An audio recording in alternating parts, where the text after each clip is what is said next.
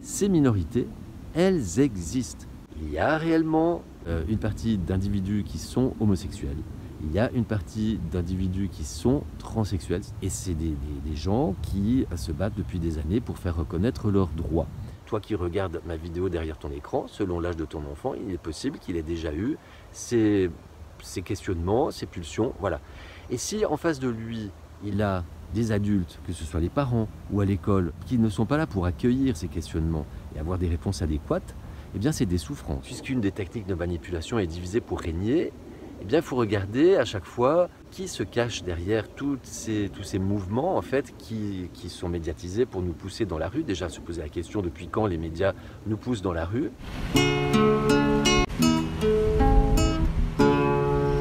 Les petits passages.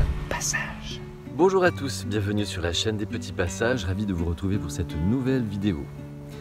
Aujourd'hui, je vais vous parler des techniques de manipulation et de certains mouvements que notre système nous propose qui ont la couleur de défendre certaines causes nobles ou certaines minorités et qui en fait ne jouent que le jeu de la division. On voit ça dans un instant.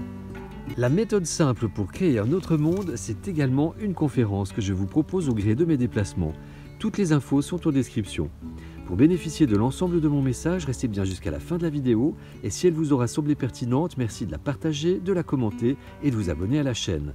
Semons des graines ensemble. Passage. Je vous ai déjà expliqué dans cette vidéo, dont je vous mets le lien en description, comment nos pensées sont formées et formatées, ce qui était un égrégore et que notre système, le système dans lequel on vit, est un gigantesque égrégore qui se nourrit de notre énergie et qui a besoin de notre consentement et qui, puisque ce consentement est biaisé, nous n'avons pas toutes les infos, eh bien nous le donnons sans toujours nous rendre compte que nous le donnons et on dit oui alors qu'on voudrait dire non. Aujourd'hui, j'aimerais attirer plus spécifiquement l'attention sur le fait que ce système met en place toute une ingénierie sociale, donc des techniques qui visent à nous faire croire que ce système est le seul valable et nous y faire adhérer. Il y a également différentes stratégies de manipulation qui sont utilisées, dont la division. Et il y a également l'émotionnel, nous faire agir sur l'émotionnel. Alors aujourd'hui, j'aimerais, ce qui me donne envie de faire cette vidéo, c'est par rapport au mouvement du wokisme dont on entend beaucoup parler ces derniers temps, mais ma réflexion s'étend à d'autres sujets. Donc en fait, qu'est-ce qui se passe? Quand on a des mouvements comme LGBT, des mouvements comme Black Lives Matter, des mouvements comme les Gilets jaunes, Balance ton port, etc. On a en fait derrière ces mouvements une idée qui paraît noble à la cause de tout un chacun et qui fait que, eh bien, on va, en agissant sur l'émotionnel, se précipiter à penser que ça ne peut avoir que du bon. Donc si je prends par exemple le mouvement LGBT, donc les Gay Pride sont là normalement pour faire avancer l'acceptation des homosexuels et des lesbiennes dans la société. Ça s'est étendu plus tard aux transsexuels, maintenant c'est LGBTQI, etc. En montrant une certaine image de cette minorité qui comporte une certaine vulgarité et qui fait que ça va avoir un effet pervers, c'est-à-dire que d'un certain côté, certains vont adhérer à la cause en se disant oui, moi je suis pour le droit des gays et des lesbiennes, et puis d'autres qui n'étaient peut-être pas homophobes au départ, mais qui voyant ces images pourraient le devenir. Après, on a le mouvement Black Lives Matter. Donc là, c'était par rapport à un noir qui s'est fait assassiner, et donc en fait, ça veut dire la vie des noirs compte. Donc on a invité tout un chacun à se positionner, à manifester contre le racisme. Après, on a eu les Gilets jaunes, mouvement qui est né soi-disant du peuple et soi-disant à cause du fait que l'essence était trop chère. Et en fait, on a vu que ce mouvement a surtout servi à faire un amalgame entre les manifestants et les casseurs pour pouvoir justifier des mesures répressives toujours plus fortes. Le prix de l'essence n'a pas baissé, il est même, je crois, encore plus haut qu'au début des Gilets jaunes.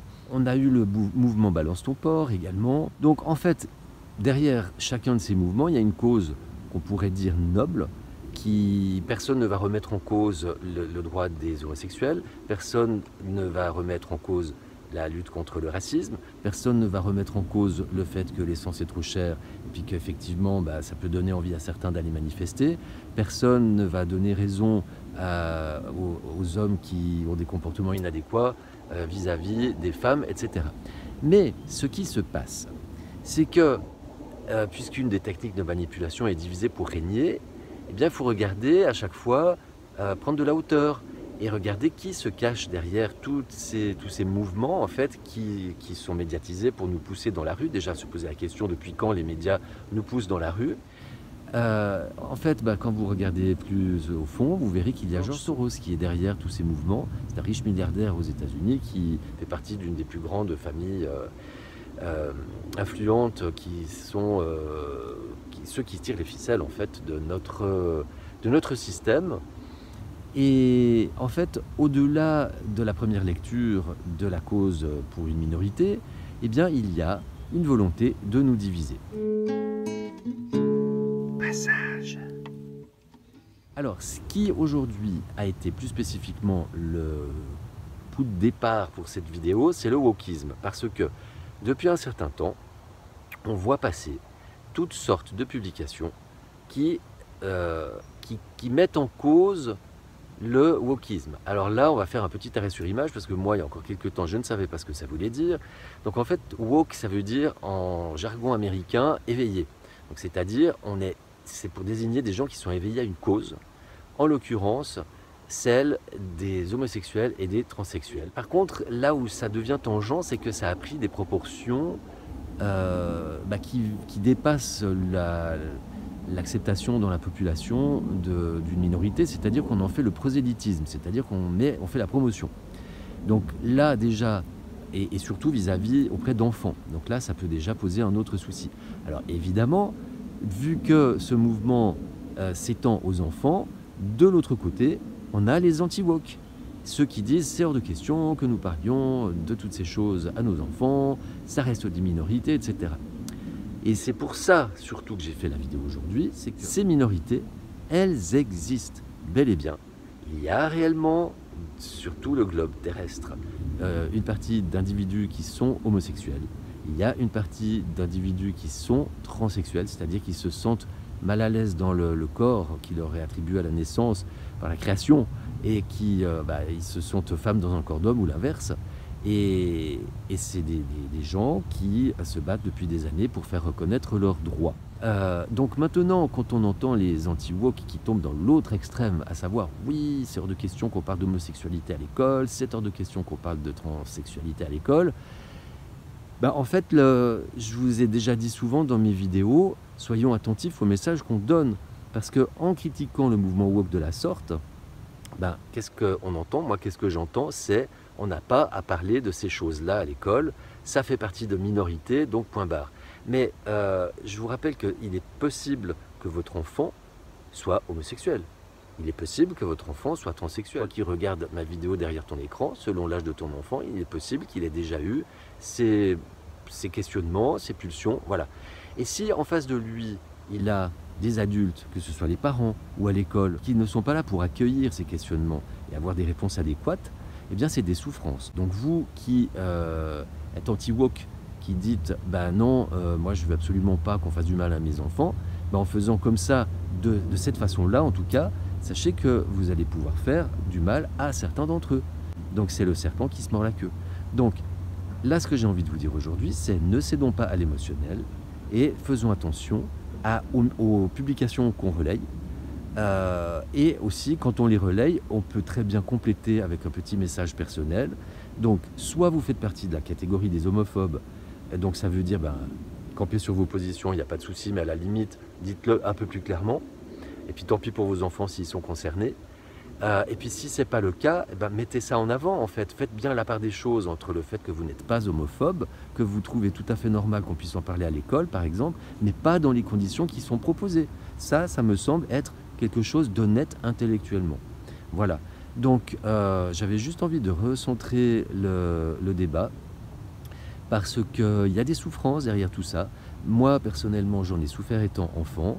Quand j'étais enfant, j'étais attiré par les garçons, donc j'avais peur du rejet.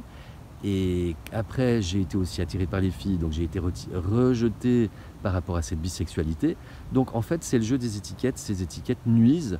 Et on ferait mieux, bien mieux de s'accepter les uns les autres tels qu'on est, les enfants, de discuter avec eux, de les écouter, d'être dans l'échange, plutôt que de camper sur des positions qui vont tôt ou tard risquer de nous décevoir. Et le monde pourra peut-être être largement bien meilleur. Passage. Puis après, dernier message que j'ai envie de vous donner, c'est que si vous comptez encore sur le gouvernement pour revenir en arrière sur des choses qui sont déjà avancées depuis un certain temps, surtout nous qui sommes dans l'Union européenne, qui faisons qu'obéir aux directives de l'Union européenne, qui est gouvernée par la Commission européenne, qui n'est pas élue, ça s'appelle une dictature. Donc si vous pensez que ça pourra changer, eh bien je pense que vous pouvez attendre encore longtemps. Par contre, il existe une autre possibilité, c'est de retirer vos enfants de l'école. Et oui, on va vous dire que c'est soumis à autorisation, mais je vous rappelle toutes mes vidéos sur la légitimité. À partir du moment où vous êtes dans la légitimité, si vous avez l'impression que pour être dans la légalité, vous vous mettez en danger, vous détruisez la planète et ça fait de vous un criminel et que vous n'avez pas envie d'en être complice, vous avez le droit d'agir. Je vous ramène à ma vidéo sur la désobéissance civile qui est légale et constitutionnelle. Donc posez-vous les bonnes questions. J'en profite pour vous annoncer quelque chose auquel je crois beaucoup, c'est qu'il y aura des élections anticipées en 2024. Et ce sera une bonne occasion pour chacun d'entre nous de nous positionner. Je vous ramène à mes vidéos sur la question du vote sur Odyssée. Vous signez dans un bureau de vote. Donc par cette signature, réfléchissez bien à quoi vous vous engagez, si ce n'est autre que de dire que vous êtes d'accord que le gouvernement et le président ou présidente issu des urnes aura autorité sur vous et que ceci pendant 5 ans. Donc réfléchissez bien. Par contre, un taux d'abstention massif pourra peut-être faire une différence. Et puis n'oubliez pas également le poids énergétique quand on fait quelque chose. Les pensées, les paroles et les actions ont un poids énergétique. Donc cette signature, elle a un poids également. C'est-à-dire que vous, d'une façon ou d'une autre, validez le système, même si vous n'êtes pas d'accord avec le pion qui va être nommé comme président. Et je vous rappelle que ce n'est qu'un pion, ce n'est pas lui, de loin, pas lui qui décide. Merci de votre attention. Cette vidéo était un peu longue, mais je pense que ça valait la peine. Si elle vous a semblé pertinente, eh bien n'hésitez pas à la partager, de laisser des commentaires et de vous abonner à la chaîne. Je vous dis à tout bientôt. Prenez soin de vous. Je vous aime.